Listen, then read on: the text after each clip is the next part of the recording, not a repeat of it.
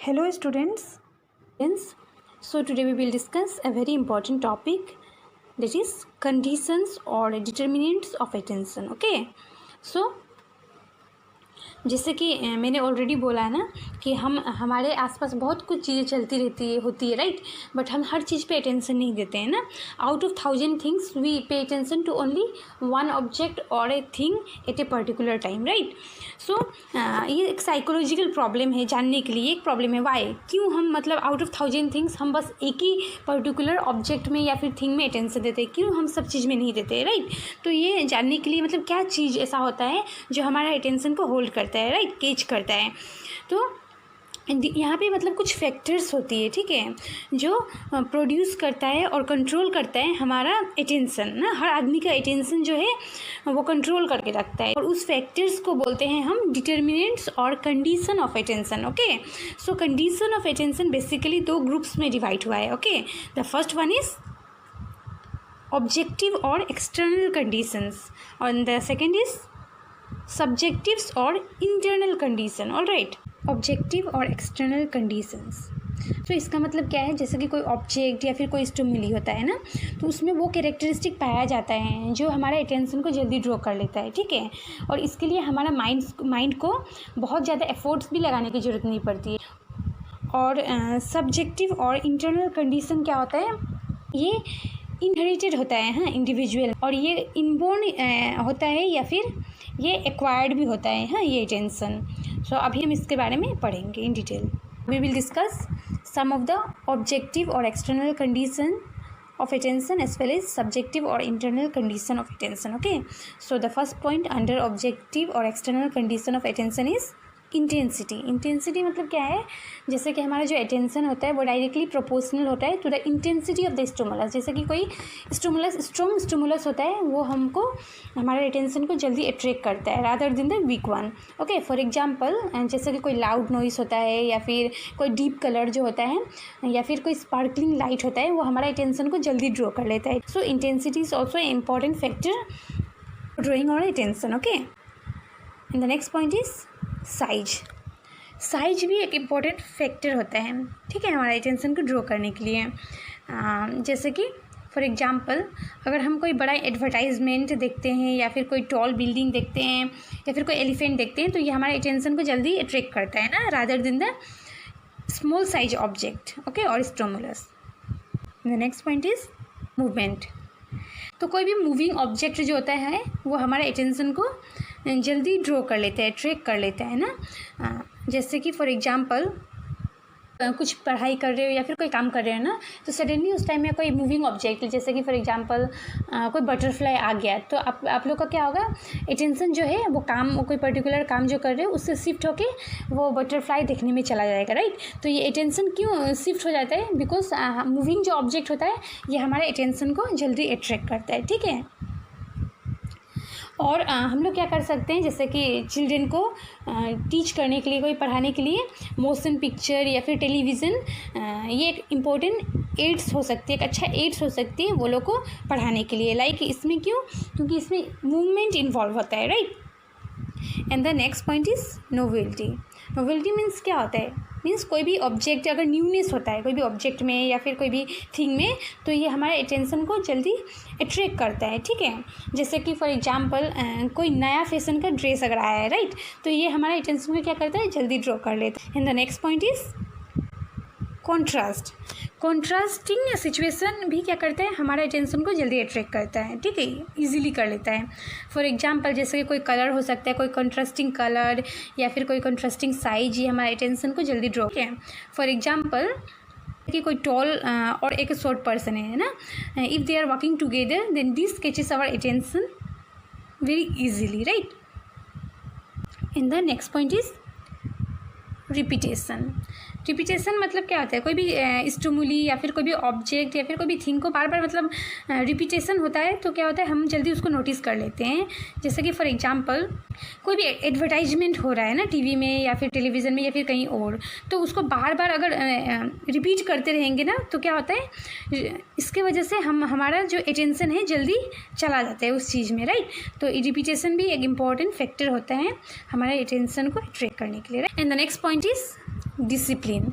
सो कोई भी ऑब्जेक्ट या फिर कोई भी थिंग अगर हम लोग को डिसिप्लिन वे में प्रेजेंट दिखती है ना, तो वो हमारे अटेंशन को जल्दी ड्रॉ कर लेता है। Okay, so these are some of the objective और external condition of attention. So now we will discuss some of the subjective और internal conditions of attention. Okay, so the first one is instinct. Instinct क्या है? Instinct inborn tendency होती है ना हर individual की, हर organism की, ठीक है।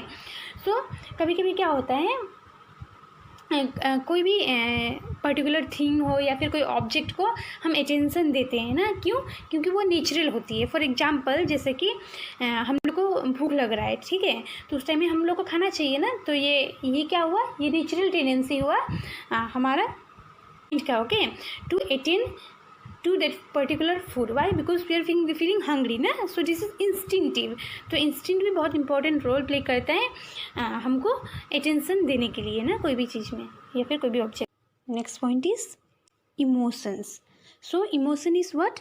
Emotion is an intense feeling of an individual. Okay, so for example कभी कभी क्या होता है, हमको अगर किसी पर्टिकुलर ऑब्जेक्ट या फिर कोई पर्टिकुलर थिंग से अगर फियर डेवलप हो गया है, तो उस टाइम में क्या होगा, हमारे जितने अटेंशन है वो क्या हो जाएगा, फिक्स्ड हो जाएगा उस पर्टिकुलर ऑब्जेक्ट के लिए, ठीक है, जिसमें हमको फियर है।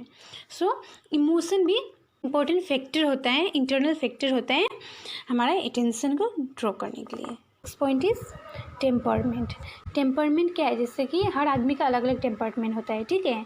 तो कोई आदमी है, उसको वो अगर रिलीजियस माइंड का है ना, रिलीजियस सेट ऑफ माइंड का है, तो वो क्या होगा, कोई भी अगर रिलीजियस मैटर कोई चल रहा है, टीवी में कुछ दिखा रहा है ना, तो वो क्या करेगा, वो जल्दी अटेंटिव हो जाएगा, वो बहुत जल्दी अटेंटिव हो जाएगा, राइट। तो टेम्परमेंट भी एक इम्पॉर्टेंट फैक्टर होता है अटेंशन का, ठीक है।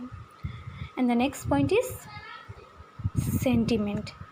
सेंटिमेंट क्या है? जैसे कि हमारा सेंटिमेंट जो होता है वो हमको फोर्स करता है कि हम कोई पर्टिकुलर ऑब्जेक्ट या फिर थिंग में अटेंशन दें, ठीक है। जैसे कि फॉर एग्जांपल मदर, वो क्या करती है, वो अटेंड करता है हर aspect of her child. Okay, क्यों? Because of her sentiments. Alright, so the next point is habit. Habit is also an important factor, okay, which is responsible to draw our attention. And जैसे कि for example कोई pick pocketers होते हैं ना, तो वो लोग का क्या होता है, हैबिट होता है ना स्टीलिंग करने की, right.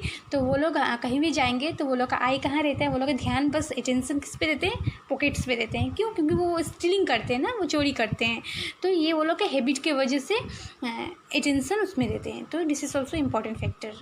And the next is interest. Interest और अटेंशन क्या होता है, वो साइड बाय साइड चलता है, ठीक है।